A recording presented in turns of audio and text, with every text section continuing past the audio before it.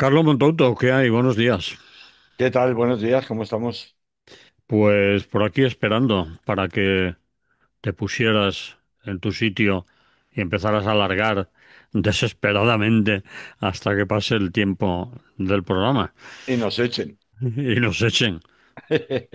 Un día nos van a echar Es a que, patadas. mira, es que Manolo, es que la última semana ha llovido un poquito, ¿eh? Ha llovido, ha llovido. Desde el martes pasado que estuve por allí, ahora hay que ver todo lo que ha llovido. Pues como no puedes abarcarlo todo, has Mm. elegido dos temas y a ver cómo te lo haces. Ay, Y perdón. eso, y eso que, como todavía están jugando a las cartas entre Zelensky y la Unión Europea, Trump y Putin, hay otro tema gordo que yo he dicho, mira, ¿sabes qué? Cuando realmente hay algo concreto de verdad y no globos sondas, pues ya hablaremos de eso. Sí que me lo dejaba al margen, pero está la cosa también movidita en el avispero ucraniano. Vamos a empezar por el principio, después iremos a ese tema. Bueno, a ese no, a otro. Mm. Las áreas de impunidad en la democracia, de la dictadura, entre comillas, de los jueces a la de los facultativos. Eso te suena mal, ¿eh? Como te toca de L- cerca, lo de pero facultativos no sé ya te lo cuento luego. si te ha Ya te pasado algo a ti, que Me tan de- pusieron mala, me pusieron mal la inyección el practicante y claro, pues estoy un poco resentido. No, que va.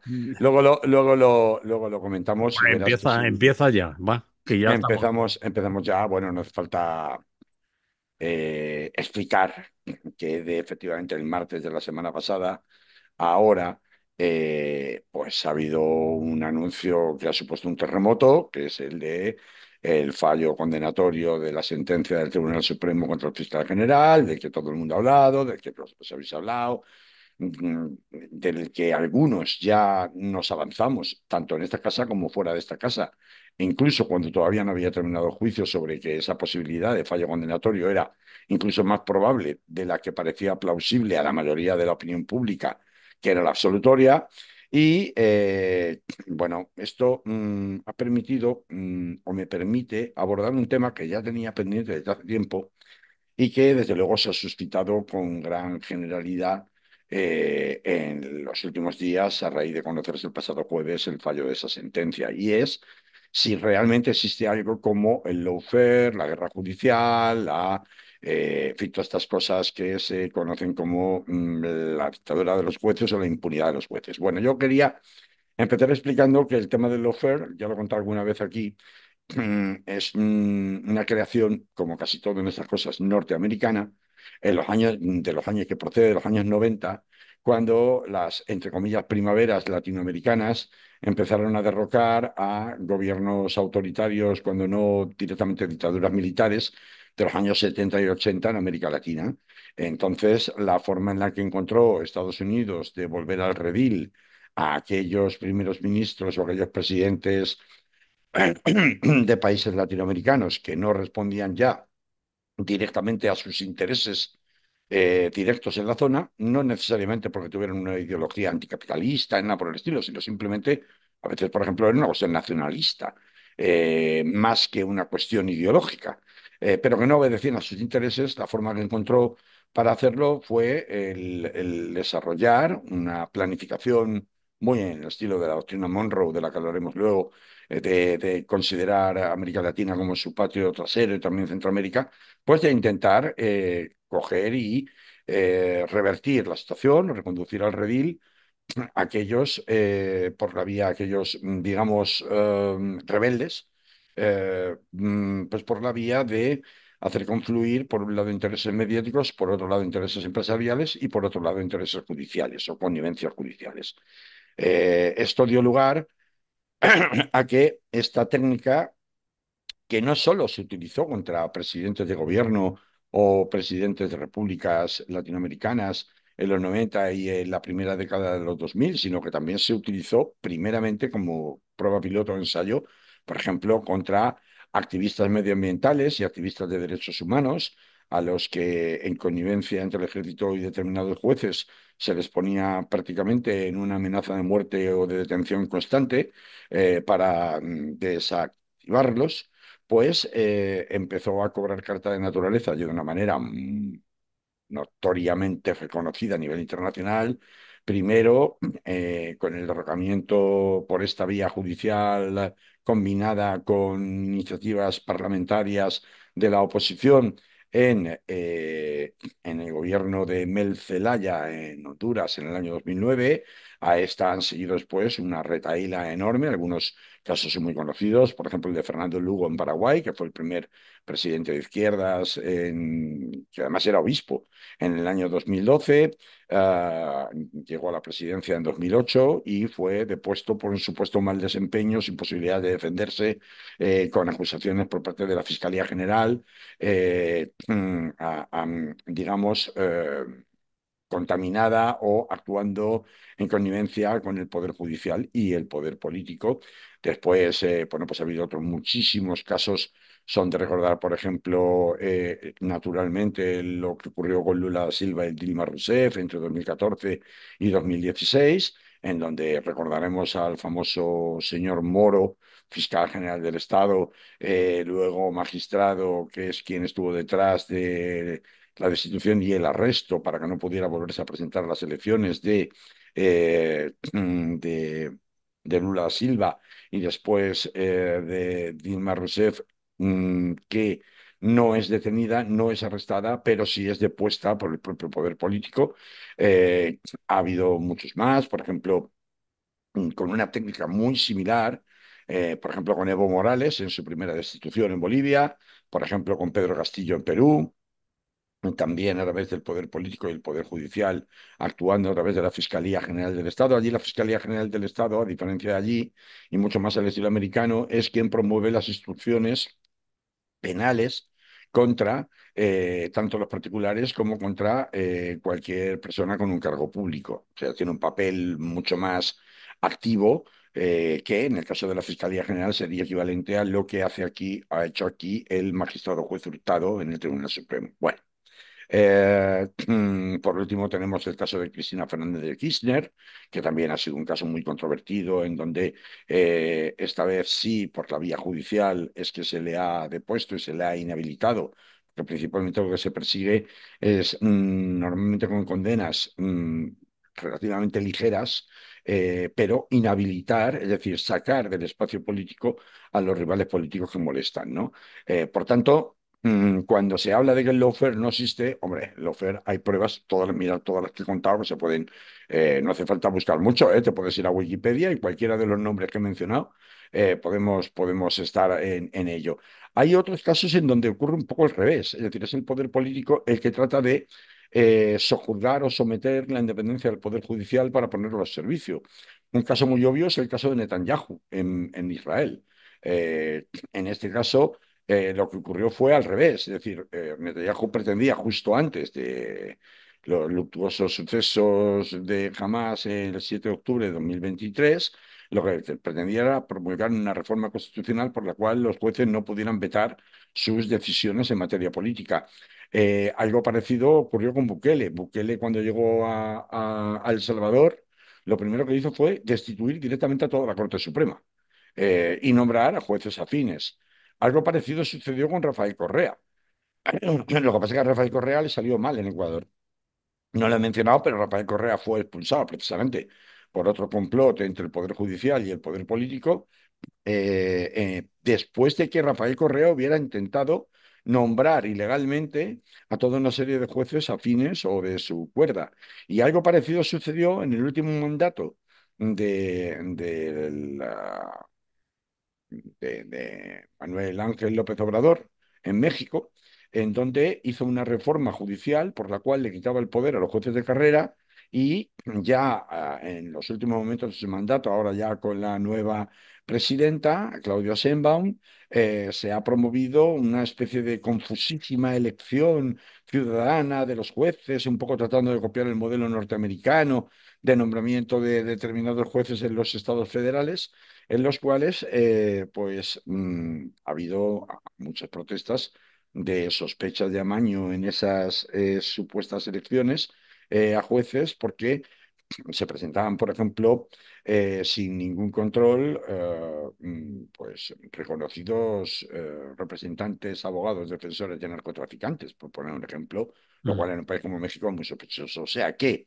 la conexión jueces-poder político para controlar por la puerta de atrás, en una terminología que os sonará a todos muy familiar, mm, cuáles son los destinos del Estado profundo, es una cosa relativamente vieja, muy conocida, que se puede utilizar o bien por la oposición o bien porque nos tente en ese momento el poder político instituido, dependiendo de quién tiene más fuerzas para poder imponer su decisión. Eh, y es una cuestión que apela a que las meigas existir, a verlas, haylas. Es decir, cuando ahora surge el cuestionamiento de que esto del lawfare es una ficción, un invento, que no, realmente esto no tiene, no guarda una conexión real y pensamos que, bueno, en una democracia establecida, plena, con libertad de derechos, donde existe una cadena de recursos para evitar precisamente los errores judiciales, etcétera, etcétera, no puede llegarse a dar un lawfare. Hombre, es una interpretación que la historia desmiente, porque no pensemos que es que en todos estos países que he nombrado no existía una cadena de recursos, claro que existía, pero cuando hay operaciones teledirigidas desde dentro, incluyendo la participación de determinados tribunales, fue el caso, por ejemplo, con Bolsonaro lo intentó reducir o poner a su servicio a la justicia brasileña, lo que pasa es que no lo consiguió, porque hay veces que tú no tienes una cuota de poder tan grande, por mucho que seas el candidato electo más votado, como para poder salirte con la tuya y revertir o poner a tu servicio todos. No he mencionado el caso de Venezuela. El caso de Venezuela es bastante sangrante, en donde el conflicto institucional llegó a unos niveles máximos entre el poder legislativo y el poder ejecutivo, ya directamente en los tiempos de Chávez, en los tiempos finales de Chávez, y continuó durante todo el mandato de Maduro. Y allí, en el caso de Venezuela, el papel de los tribunales fue en un primer momento bueno, pues tratar de que se respetaran las parcelas de poder de cada uno de los dos, del resto de los dos poderes que faltan, el legislativo y el ejecutivo, pero finalmente, año tras año, Maduro consiguió laminar la resistencia que tenían los tribunales y por eso, entre otras cosas, se le han permitido cosas como las que pasó en las últimas elecciones, en donde se permitió no enseñar las actas que supuestamente permitían que se le proclamara unilateralmente como ganador. Eh, Vamos a César lo que es del César y a Dios lo que es de Dios, ¿no? En ese sentido, yo ya sabéis, algunos, que sin haber terminado ni siquiera el juicio, yo publiqué, creo que hice referencia la semana pasada, mm. nada, un relato muy apresurado para redes sociales, no estaba pensado como un artículo como tal, pero bueno, que acabó publicándose en la página web de Red Clara, lo tenéis ahí, de las razones por las que pensaba que el fiscal general iba a ser condenado. En el momento que se conoció el fallo, de todo el ruido que se ha organizado, en donde efectivamente la condena se confirmó, aun sin de esta forma tan peculiar, en la cual no conocemos el argumentario final, cuáles son los motivos, y van a tener que hilar muy fino el señor Martínez Arrieta para hilvanar una sentencia que justifique, por ejemplo, qué alcance tienen las nulidades que se plantearon en el juicio, tanto del registro del despacho del fiscal como de la interceptación de sus teléfonos móviles, aunque finalmente no hubiera nada. ¿Cuál es la valoración probatoria que le da en negativo al hecho de que borrara los mensajes y el contenido de ese teléfono móvil? ¿Cómo eso se convierte de ser la prueba de cargo, es decir, es la acusación la que debe demostrar la culpabilidad, a que sea el acusado el que debe demostrar su inocencia? Esto, a ver cómo lo explican. Independientemente de todo eso, lo que a mí más me chocó, me llamó la atención, es que me parece que fue el mismo viernes, se supo el jueves, pues creo que fue el mismo viernes, yo vi una aparición de Ernesto Ekaizer, que es un periodista argentino con muchos años de recorrido en Mm, España, mm. que lo veréis habitualmente los que conectéis con el programa Malas Lenguas de Televisión Española. Yo sé, Manolo, que tú lo ves mucho, y que de toda la vida del señor ha estado siempre muy bien informado sobre los pasillos y los mentideros judiciales, digamos, ¿no? Y él contaba una historia que a mí no me consta, pero él la contaba. Y ha de suponérsele que si la cuenta es que, vamos a ver, que cuando el agua suena es que el Cuando, río cuando el río suena, agua. cuando el río suena, agua lleva, exacto, lo Mm. estaba diciendo al revés, pues contaba una historia que decía que Susana Polo, que era la magistrada que, como sabéis, del sector progresista, iba a redactar inicialmente esta sentencia, decía él que fue también la ponente, por eso iba a ser la ponente de la sentencia ahora, en redactar el auto en el cual el Tribunal Supremo admitía la exposición motivada que elevó el Tribunal Superior de Justicia dentro del caso de investigación del fraude fiscal de el señor González Amador, para considerar si efectivamente había o no había indicios suficientes para poder iniciar un proceso judicial contra el fiscal general en la Sala Segunda del Tribunal Supremo. Y contaba él que la señora Susana Polo iba a inadmitir, iba a decir, iba a rechazar la exposición razonada pidiendo el enjuiciamiento por parte del Tribunal Superior de Justicia de Madrid, porque entendía que no había prueba suficiente ni indicios suficientes, tal y como de hecho se ha sabido recientemente que en un caso muy parecido, eh, también por revelación, supuesta revelación de secretos, y en este caso iba contra, qué casualidad, la señora Díaz Ayuso, el Tribunal Supremo rechazó de plano investigar esa supuesta filtración procedente del entorno de la presidencia de la Comunidad de Madrid. Bueno, lo que decía básicamente Ernesto Kaiser, y repito, a mí no me consta, me limito a reproducir lo que él contaba, era que Susana Polo en principio iba a inadmitir, como digo, iba a rechazar esa exposición motivada, con lo cual no hubiera habido juicio ni instrucción, pero que Manuel Marchena, que formaba parte de la misma sala, eh, la convenció de que, bueno, de que si acaso el tema de la nota de prensa difundida no tendría trascendencia penal, pero que sería conveniente para calmar a todas las partes, dado el revuelo que se estaba montando, por ejemplo, por los sectores más conservadores de la Fiscalía, tanto en el Tribunal Supremo como en la Audiencia Provincial de Madrid, sería conveniente admitirlo, aunque fuera solo, es decir, que hubiera un enjuiciamiento o por lo menos una instrucción, aunque fuera solo respecto a los mensajes que es en realidad sobre los que ha girado el juicio. Es decir, Susana Polo quería inadmitir. No hubiera habido ni procesamiento, ni instrucción en el Supremo, ni juicio. Marchena maniobra para convencerla de que, hombre, sería más práctico, bueno, descafeinar un poco la instrucción, que quede solo en el tema de los correos. Y bueno, como los correos ya se sabe que, bueno, tienen mucha menos entidad que la nota pública, pues descabezando el tema de la nota pública, este tema se desactivaba y quedaba en agua de borrajas. Fijaros en lo que estoy contando.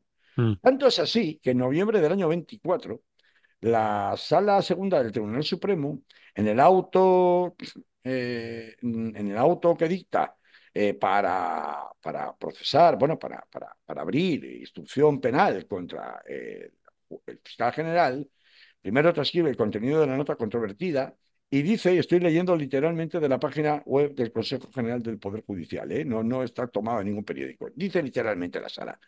De lo anterior se desprende que aparentemente no hay información indebidamente revelada ante el conocimiento público de los hechos, refiriéndose a la nota de prensa que envía el señor fiscal general para desmentir el bulo de Miguel Ángel Rodríguez que había publicado el diario El Mundo. Sí. Pero continúa la sala. Pero de la instrucción de causa practicada por el Tribunal Superior de Justicia y en concreto de la declaración del fiscal de delitos económicos que lleva el asunto, don Julián Salto Torres, recordemos que esta exposición razonada del Tribunal Superior de Justicia pidiendo que se enjuicie al fiscal general se produce en el marco de las investigaciones contra González Amador, que son ¿Eh? investigaciones de carácter económico. Y que es en la que está el fiscal Salto. Julián Salto, Sí. correcto. Mm. Bueno, pues de ello, de la declaración del fiscal Salto y de la instrucción de causa, se refiere instrucción contra González Amador, practicada por el TSJ de Madrid, se desprende que horas antes de la nota de prensa, los correos entre el fiscal del caso y el letrado del particular fueron revelados, estando los mismos en poder del fiscal general del Estado y de la fiscal jefa provincial de Madrid, que recordemos que luego el magistrado juez Hurtado descarta, no se sabe todavía muy bien por qué, después de que le interceptan el teléfono móvil, vale, ya sabemos, ya tenemos a través del teléfono móvil de la fiscal jefa provincial de Madrid, la señora Lastra, la información que puede comprometer o que podría dar a entender que estaba comprometido el fiscal general, luego ya hemos conseguido nuestro objetivo y ya la señora Lastra nos sobra. ¿Por qué? Porque ya no es la cabeza que estamos buscando, para que luego venga el teniente coronel Balas y diga con toda su pachorra en el juicio que es que la UCO no hace investigaciones prospectivas. Claro. Pues el caso es que este detalle de que la señora Polo fuera a inadmitir y que Marchena le convenciera para que en todo caso la instrucción se limitara a la cuestión y por tanto el enjuiciamiento a la cuestión de los correos es absolutamente determinante. Porque como poco la señora Susana Polo, cuando como ponente oficial de la sentencia del juicio finalmente celebrado, plantea que va a absolver, que su posición es la de la absolución, y resulta que para entonces Marchena ya ha armado una mayoría de 5-2 entre los 7 magistrados sentenciadores del Tribunal Supremo o juzgadores en el Tribunal Supremo, en la Sala Segunda, estaría indicando, uno, que el plan de Marchena era previo a la celebración del juicio. Es decir, que ya sabía que iba a condenar.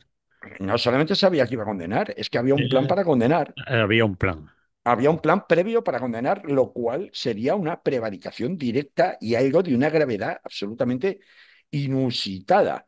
Luego hablaremos de lo que pasa con los jueces que se saltan la ley y a los que pillan en España. Pero me interesa mucho remarcar este punto porque finalmente recordaréis que todo el juicio ha estado girando en torno a la procedencia de los correos, no a la procedencia de la nota. De la nota prácticamente no se ha hablado nada. Deberíamos diferenciar un poco ahí lo que son correos y lo que es nota, porque mucha gente nos confundimos. Bueno, la nota de prensa es un comunicado oficial de prensa Es que el que hace la manda, Fiscalía General del Estado, que es el que manda el fiscal. el que manda el fiscal para desmentir al mundo, para simplificar. Exactamente. Mientras que los correos electrónicos Son son, los, son en los que circuló el contenido de la información que había sesgado o troceado intencionadamente Miguel Ángel Rodríguez y el despacho de abogados de González Amador y el propio González Amador para hacer pasar por un ofrecimiento de la Fiscalía a la defensa de González Amador un presunto acuerdo cuando era justamente al contrario. La y, Fiscalía no propone acuerdos. y esos correos llegaron a más gente que Efectivamente, y aquí vamos. Por eso es tan importante lo que pasó en la sala de admisiones en noviembre del año 2024. Por eso es tan importante lo que apuntaba Ernesto de Kaiser respecto de la manipulación por parte de Marchena para conseguir que, aunque fuera de manera aparentemente desvaída aligerada, se permitiera la instrucción en el Tribunal Supremo para acabar archivando, cosa que, como hemos visto, no sucedió. no. Porque, claro, ahora que no sabemos los argumentarios, es evidente que además de las causas de nulidad que he mencionado antes y cómo afectan y si se estiman, si no se estiman, es decir, ahí hay elementos nucleares muy gordos en materia de nulidad, como por ejemplo cuando los operativos de la UCO afirmaron en el juicio no conocer el alcance del mandamiento judicial de entrada de registro De las fechas de volcado. en relación a las fechas del volcado de lo que debían interceptar. Y como no Eh, conocían las fechas o no Se lo recordaban, llevaran todo. Eso. eso, volcaron Eso es, todo lo eso es. visto, todo lo que Eso se es. Bueno, movía por pues allí. hombre, pasar por encima y de largo y decir que eso no tiene una afectación o que eso no constituye nulidad, vicio de nulidad, porque ha sido subsanado por aquí y por allá, pues ya veremos, ¿no? Pero les va a resultar complicado. Pero mucho más importante que las cuestiones de forma, el tema de nulidades, es la cuestión de fondo. Es decir, si el juicio está circunscrito al tema de los correos, ¿cómo van a explicar Martínez Arrieta y Marchena y Verdugo y el resto de magistrados que han votado por la sentencia condenatoria y que además han formado supuestamente de manera tan rápida esta mayoría al punto de que el juicio termina un jueves y el sábado ya estaba confirmada la mayoría 5-2 y el fallo condenatorio ya se adelantaba? ¿Cómo puede ser que se vaya a desmentir o vaya a carecer de relevancia el testimonio de 6 periodistas diferentes de 6 medios diferentes, afirmando que esos correos ellos ya los tenían con horas de antelación a cuando llegan a manos del Ministerio Fiscal, perdón, sí, del fiscal general? Este es el punto definitivo, porque ahora Pero también dice que no solo son 6 periodistas, sino, perdóname que vuelva, mucha sino más gente. hasta 400 personas han llegado. Efectivamente, en fiscalías, en salas de reparto, en mil Sí, cosas. sí, Bueno, sí. esto, pero lo importante es que los testimonios vertidos en sala con precisión son, con la precisión que les permite su derecho a guardar el secreto de sus informantes, de sus fuentes, eh, es lo relevante es que este punto, sí, el juicio solo se puede concentrar, según ese auto de admisión, en la cuestión de los correos, va a ser muy difícil de hilvanar, por muy técnico que sea, que lo es el señor Martínez Arrieta y los demás. Porque, claro, la consecuencia final sería, no me creo lo que me habéis contado, habéis mentido en juicio y os voy a abrir una querella a todos por falso testimonio. Cosa que dudo que vayan a hacer, pero sería lo coherente si nos ponemos a hablar jurídicamente hablando, porque no es como lo cuenta cierta prensa de derecha, de claro, es que protestáis porque la sentencia no os gusta. No, hombre, no. Protestamos todos los que protestamos porque hay una vulneración evidente del principio indubio pro reo, que es el latinajo ese del indubio pro reo que habréis escuchado 1000 veces, En y caso que de es un poco duda, el alma de la presunción de inocencia. Pues que en caso de duda razonable, es decir, cuando existe una hipótesis alternativa plausible a cómo sucedieron los hechos, hay que absolver necesariamente al acusado. Es decir, tengo una tesis, que es la tesis del señor Balas, de la UCO. Solo él pudo filtrar porque solo él tenía el control máximo y no se movía ni una hoja ni un papel en la Fiscalía General sin el control y la decisión del señor, porque es una organización jerarquizada, sin el control del señor García Ortiz. Pues eso es una tesis. ¿Hay otra tesis plausible alternativa a esa de cómo pudieron suceder los hechos, es decir, la filtración de esos correos? A verla la hay. Entonces, cuando yo tengo dudas, una duda razonable que sea medianamente plausible, y en este caso es muy evidente que la hay, estoy obligado a absolver. Y eso es lo que verdaderamente hace crisis. ¿cuál sería No esa solamente duda del sistema. plausible que es evidente que la hay? Explícalo más. Bueno, pues que O- la duda razonable de que hay una hipótesis alternativa es que pudo ser filtrado por muchas personas más y que hay 6 testigos que han declarado, no uno ni dos, 6, incluso de procedencias ideológicas distintas en cuanto a sus medios para los que trabajan, que han declarado que la fuente que les facilitó con anterioridad a que le llegara al fiscal general esos mismos correos o el contenido de esos correos, era distinta del fiscal general. Luego, por tanto, pudo haber otras fuentes filtradoras distintas del fiscal general. Si Mm. pudo haber otras fuentes filtradoras del fiscal, distintas del fiscal general, existe una hipótesis razonable que pone en duda a la de la acusación, que solo el fiscal general pudo filtrar.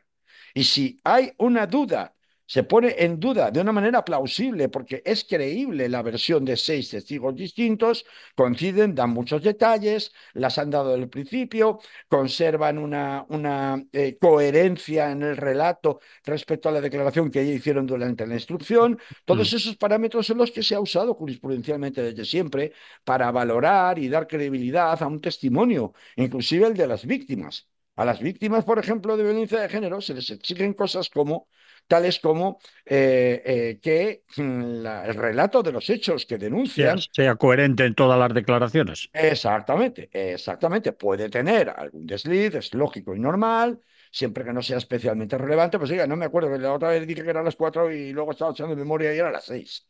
Pero si no es relevante el tema de la hora, no hay diferencia entre que sea a las 4 o sea a las 6 de la tarde, pues el relato se mantiene. Bueno, pues Mm. esto no son reglas especiales para este juicio, estas son las reglas normales de cualquier procedimiento judicial. Por eso es que quiebra ese principio de presunción de inocencia por vía de la inaplicación del indubio pro reo, es decir, caso de duda a favor del reo, pues que hace que sea tan sangrante este asunto. Claro, eh, esta cuestión se agrava mucho más si resulta que este extremo, ya veremos qué dice Susana Polo en el voto particular que emita y cómo lo emite, y sobre todo, ya veremos si, como en las últimas horas se ha venido, desde que se ha conocido el anticipo del fallo, produciendo, que se está volviendo a la tesis de la nota informativa. No, no, lo de la nota informativa al final, como lo de los correos les conduce al callejón sin salida de los periodistas, pues igual recuperan el tema de la nota informativa para decir que la vulneración de datos y de la protección personal del señor González Amador como investigado se produjo en la nota informativa, cuando previamente lo habían Es decir, este tema de la nota informativa que parecía haber quedado obsoleto después de aquel auto que os acabo de leer, o sea, no es que lo he dicho yo, lo dicen ellos mismos, de aquel auto de admisión que permitió el enjuiciamiento a través del magistrado juez Hurtado y después el juicio que hemos visto las últimas semanas, pues nos lleva a esta cuestión de que si no me quiero enfrentar al difícil dilema de explicar por qué me salto el indubio pro reo a través del tema de los correos con los periodistas, pues me tengo que volver al tema de la nota informativa. Pero si me vuelvo a la nota informativa, estoy chocando conmigo mismo. Entonces, esta es un poco la cosa. Y claro, esto a mí me interesa mucho, porque cuando hablamos de un poder judicial sin control, claros en lo que los abusos del Poder Judicial, cómo se enumeran científicamente, y ahí cada cual considere si encuentra una identidad o no con los 7 puntos que definen qué se considera cuando existe un Poder Judicial sin control, con la situación que vivimos en España. Lo que define a un Poder Judicial sin control, lo que se ha llamado clásicamente el gobierno de los jueces, y no me refiero al órgano que los gobierna, sino a cuando el gobierno lo ejercen realmente los jueces y no el resto de los poderes, es primero la anulación arbitraria de leyes. Los jueces, amparándose en supuestas interpretaciones jurídicas, anulan leyes que benefician al país poniendo en riesgo al bienestar general. Pues hombre, si yo fuera un ciudadano de Cataluña, pensaría que igual lo que pasó con la ley de amnistía y la interpretación peculiar de la malversación, pues podría enmarcarse aquí. Pero si fuera de Podemos y me llamara Irene Montero, también podría enmarcar aquí la interpretación que hicieron de la ley del solo sí o sí para facilitar la salida de violadores. No me atrevo a afirmar que directamente buscando de propósito la caída de Irene Montero, ¿no? Pero vaya, ahí en el imaginario popular tenemos ejemplos recientes que podrían entrar dentro de esta definición, de esta acepción de la dictadura judicial. Luego, la liberación de presuntos criminales. La liberación consiste en la liberación de individuos con mala fama pública, a pesar de las evidencias en su contra, lo que mina la confianza de la ciudadanía en el sistema de justicia. A mí me interesa bastante esto porque no sé si sabes, Manolo, que desde el año 2018, o hasta el año 2018, perdón, solo dos jueces en, bueno, 40 años prácticamente, bueno, más de 40 años, sí, 40 años, solo dos jueces habían sido apartados del servicio. Solo dos.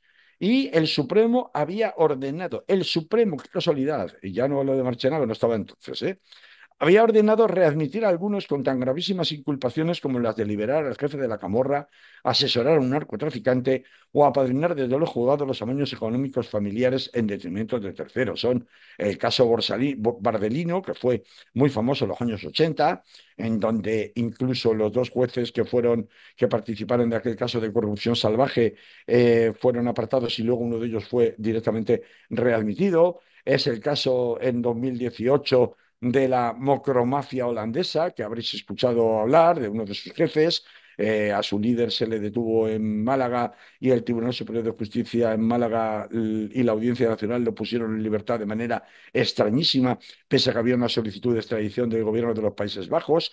Recordemos que fue la época en la que la mocromafia holandesa había amenazado directamente a la heredera al trono holandés.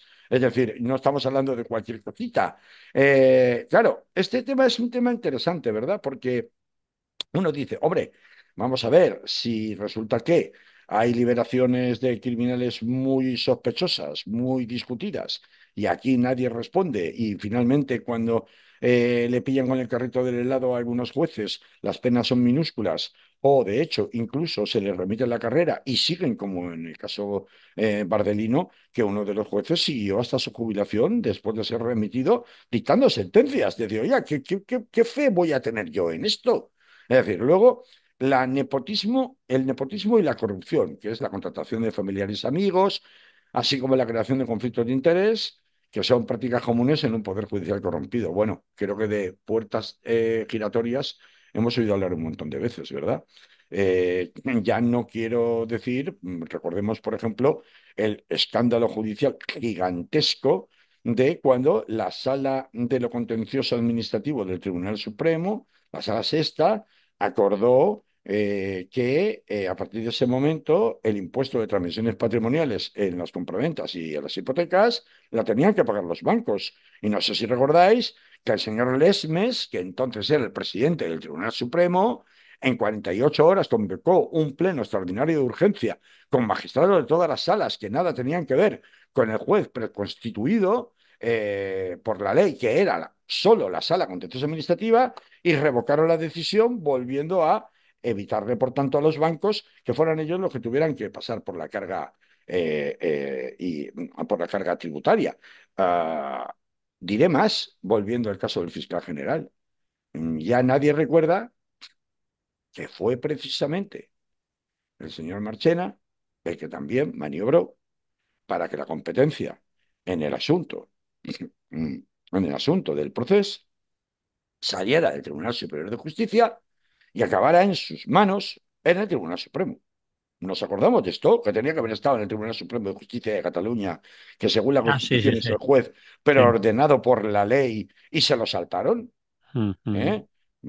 Estamos luego, si quieres, si nos da tiempo, a ver quién es cada juez y cuál es el historial que tiene cada juez de estos cinco que han votado, porque ahí, por ejemplo, estaba Carmen Lamela, Sí, que quiero recordar que es la que metió en la cárcel a los Jordis, es la que procesó por secesión al mayor de los Mossos de Escuadra, el señor Trapero, que luego, en cuanto fue llevado a juicio, fue absuelto. Lo mismo pasó con Sandro Rosell, presidente del Barça. Estuvo 2 años en prisión preventiva. Agotó el máximo de la prisión preventiva. El primer día del juicio lo pusieron en libertad y resultó absuelto. Pues está la señora Carmen Lamela.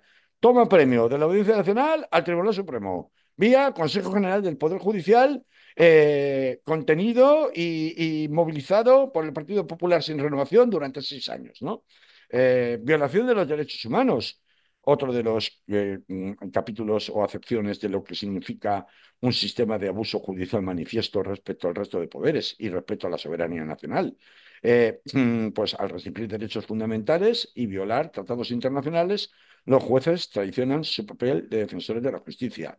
Estoy recordando lo que hizo la Audiencia Nacional y un fiscal cuyo nombre ahora no recuerdo, cuando la cuestión previa a Pinochet con las denuncias de los represaliados políticos españoles muertos por la dictadura argentina, que mm, fue modificar por la puerta de atrás la competencia de la Audiencia Nacional y de la legislación y de los juzgados españoles y tribunales españoles para investigar los crímenes, aunque fueran cometidos contra ciudadanos españoles, pero cometidos en el extranjero, aunque fueran de lesa humanidad, como era el caso. Pues hombre, esto fue un controlar por la puerta de atrás. No vaya a ser que me empiecen a plantear aquí los familiares de los difuntos, de las víctimas españolas, de dictaduras militares latinoamericanas, denuncias y me metan en un lío diplomático. Ahí, bueno, ya sabemos que a gran parte de la clase política y judicial de este país las víctimas les importan un pimiento, empezando por las víctimas del franquismo, por muy españolas que sean.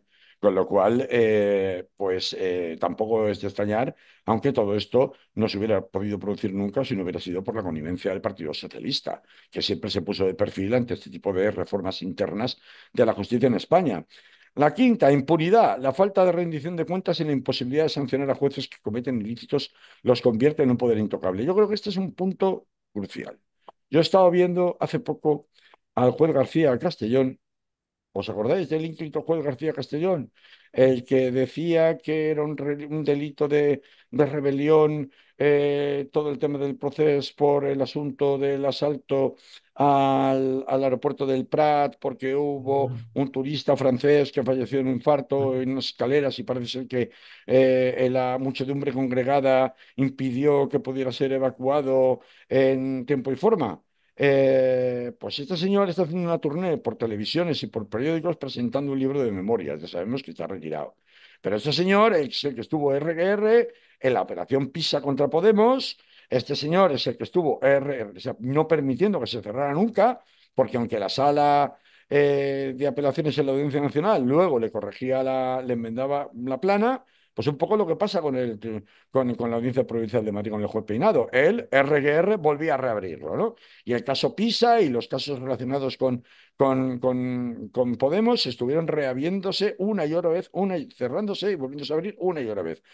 Lo que en ningún momento se había considerado que era una cuestión de terrorismo, en el momento en que había estado dormido durante 5 años, estoy hablando de los incidentes de bloqueo del aeropuerto del Prat, en el momento en que se dicta la ley de amnistía y cabe la posibilidad de que Puigdemont vuelva a España, automáticamente se rescata y se convierte en acusación o imputación por terrorismo para de esta manera, no solo contra los CDR, sino también contra la presidencia de Puigdemont. la Generalitat, para de esta manera conseguir que no fuera aplicable directamente la ley de amnistía. Lo de la ley de amnistía es un escándalo y de hecho era uno de los motivos por los que se sabía que había un cierto aroma de venganza contra el gobierno de Pedro Sánchez, porque el desaire que había sentido una gran parte de la carrera judicial, que nunca ha podido traer de vuelta a Puigdemont a España, que no está acostumbrado a que se discutan sus decisiones o que se desafíen, porque todavía están instalados en ese concepto no de poder ciudadano, que es el que les daría la legitimidad democrática, sino en el poder autoritario que les concede la toga, en esa concepción de Estado autoritario por el cual ellos están por encima de todo y no responden ante nadie, pues que sí, ante un abstracto sistema de recursos, todo esto nos retrotrae o nos hace recordar que, hombre, elementos para sospechar, a verlos, haylos, ¿eh? A verlos, haylos. Y que, esto es lo más doloroso, el tema de la impunidad de sus decisiones, no controvertidas porque no me gusten, sino porque suponen quiebras auténticas del sistema, vamos, de cambiarte las reglas del juego en mitad del partido, lo cual no puede ser más tramposo, pues resulta muy, muy, muy indignante. Tanto es así que no sé, Manolo, y no sé a los oyentes si les habrá llamado la atención el hecho de que ha habido una serie de manifestaciones supuestamente espontáneas contra el Tribunal Supremo y pidiendo la dimisión en pleno de la Sala Segunda del Tribunal Supremo, algo totalmente insólito que yo jamás había visto. Es decir, manifestaciones ciudadanas pidiendo la dimisión de nada menos, nada más y nada menos que de la Sala Segunda del Tribunal Supremo. ¿Tú habías visto algo así alguna vez en los 40 o 45 años que llevamos No, de democracia? no. Nunca en la vida, pero es que yo, claro, yo me preguntaba, digo, bueno, estos serán 100, 200, ¿esto qué son? Los de izquierdas, como siempre, los rojos, que siempre salen a protestar, no tienen nada que hacer el domingo, esto se les pasa, será una cosa que habrán concertado, igual a través de los sindicatos o que tienen comisiones obreras en Madrid, habrán recibido alguna llamada de Óscar López o de alguno de estos en Madrid y tal, pero no, no solamente es que no ha sido en Madrid, es que también ha sido Santiago de Compostela, por ejemplo, que dirás, ¿qué Ujú. tiene que ver con Madrid? Y además, Eh, si se miran las imágenes, el tipo de gente que hay allí no son precisamente rojos, jóvenes, peludos, perroflautas y demás, no, no, sino no son los del 15M, no son los del 15M. no son los del 15M, sí. Son gente, ¿Eh? la mayoría de ellos adultos y mayores, mucha gente, Ahí que está. ahí como, sí, sí, y además que razonan, porque las entrevistas, los cortes Sí, de sí, los sí. telediarios que ponen al menos son de respuestas razonadas, no son de respuestas de esas de aquí te pillo, aquí te mato por la calle Colón, ¿no? Mm, Yendo de compras. Entonces, a ver, las únicas rostros visibles más o menos conocidos han sido el de Baltasar Garzón. eh, Bueno, yo me he quedado estupefacto. No solamente Baltasar Garzón y Dolores Delgado, que de hecho era la fiscal general anterior que fue reprobada también por el Tribunal Supremo, igual que García Ortiz, perdón, por el Tribunal Supremo. Bueno, sí, que fue reprobada por el Tribunal Supremo y por el Congreso de los Diputados, igual que García Ortiz, ¿eh? mm. Recordemos, los Dolores Delgado estaba allí, a ver, yo lo que no sabía es que, me he enterado de casualidad, es que hay una web que lleva meses, desde el año pasado, desde que se conoció el procesamiento por el Tribunal Supremo del fiscal general, eh, una web que se llama, la podéis buscar, se llama Defiéndete en Derecho, que lleva meses protestando, que es una de las que estaba detrás de esas convocatorias, pero lleva meses, no es ahora por el fallo ni nada por el estilo, lleva meses protestando contra la Sala Segunda del Tribunal Supremo y por este tema del juicio contra el fiscal general,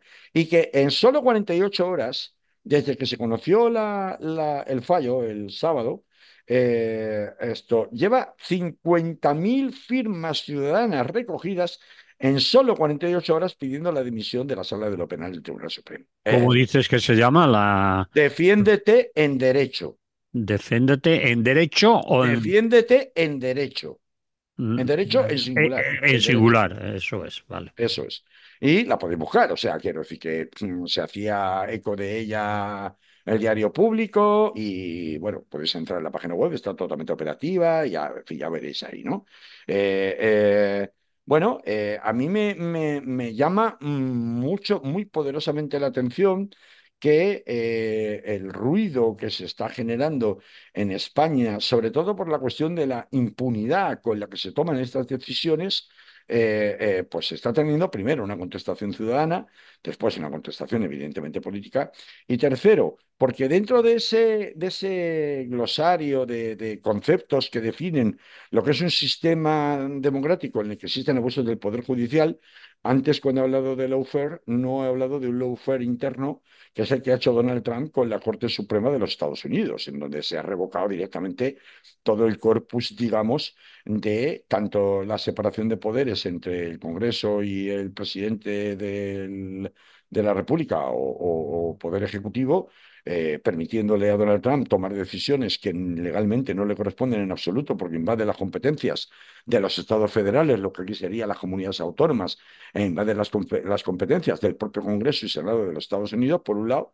Y por otro lado, ha derogado todo el corpus civil, por ejemplo, en materias como la doctrina Roscoe, que era la doctrina que permitía desde los años 60 el derecho al aborto en los Estados Unidos y que ahora dejaba en manos de los estados, muchos de ellos republicanos, la regulación del aborto, de manera que de esta forma se conseguía no solo la prohibición, sino la persecución penal de cualquier mujer que fuera a abortar, incluso aunque lo hiciera en un estado en donde sí estuviera permitido. Imaginaros ya que es el colmo, ¿no? O sea, si me Mm. voy a Cuenca a pasar la ITV, que es más baratito, me la pasan rápido y no me miran mucho, como yo vivo en Valencia, en el momento que detectan que yo me voy a Cuenca a pasar la ITV, van y me sancionan, porque yo vivo en Valencia y en Valencia no se puede hacer así, para que nos entendamos, ¿vale? Dentro del mismo país, ¿no?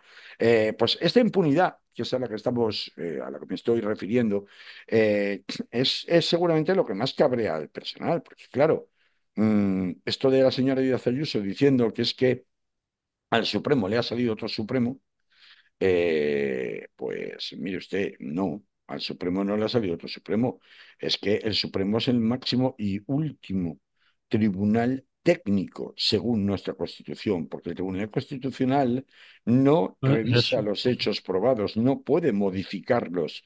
Es a partir de los hechos no, declarados probados. no es jurisdicción, vamos, no tiene No es jurisdicción. jurisdicción porque no es un tribunal técnico, siempre se ha considerado que era un tribunal político, Mm. siempre que lo que hace es interpretar las sentencias de los tribunales a la luz de la Constitución por si hubiera habido Violación de en derechos. ejercicio de la potestad jurisdiccional de los tribunales violaciones de derechos fundamentales. Mm. Eso es en lo que consiste un recurso de amparo, pero no ahora, desde la creación por la Ley Orgánica del Tribunal Constitucional del año 1979. Entonces, que ahora toda la presión se pase al Tribunal Constitucional y se diga, si finalmente el Tribunal Constitucional, como ya pasó con los ERES, como ya pasó con que este es el tribunal que controla a Pedro Sánchez, y por tanto, ya sabemos que fíjate que ya lo está diciendo, que lo que tiene que hacer García Ortiz es, hombre, pero no hace falta que lo diga Pedro Sánchez, cualquiera, el señor fiscal general, precisamente el fiscal general, abogado es, sabe de sobra que contra una sentencia en el Tribunal Supremo en única instancia, porque ni siquiera ha tenido la posibilidad de hacer una apelación, porque un ciudadano normal sí tiene doble juicio, para que nos entendamos, tiene una apelación. La única opción que queda es plantear primero una cuestión de nulidad contra la propia Sala Segunda del Tribunal Supremo, si considera que se han violado sus derechos, y claro, ¿qué mayor derecho hay que el de la presunción de inocencia, que está en el artículo 24.2 y que precisamente es el que recoge, entre otros extremos, la necesidad de conservar el indubio pro reo en caso de la duda absolver, más allá de todo el tema de las nulidades de invasión respecto del mandamiento judicial de registro, ¿no? Por tanto, si este lo sabe de súper sobra que lo tiene que hacer, se irá al Tribunal Constitucional. Y, a ver, y este es el quid de la cuestión. Ayer hemos sabido que Sí, Vox acaba de Carlos, presentar. tienes que acabar en 2 minutos como mucho. Pues sí, Eh, acabamos ya, acabamos rápido. Sí, Ayer hemos sabido, y perdonad que hoy haya sido el tirón, pero es que había sí. mucha tela que cortar Vale, y por mucha tela rápido. de primera mano. Vale. Ayer hemos sabido que Vox acaba de presentar una querella contra Pedro Sánchez ante el Tribunal Supremo por considerar que ha mentido al negar en la Comisión de Investigación del Senado que No, conociera. a Coldo.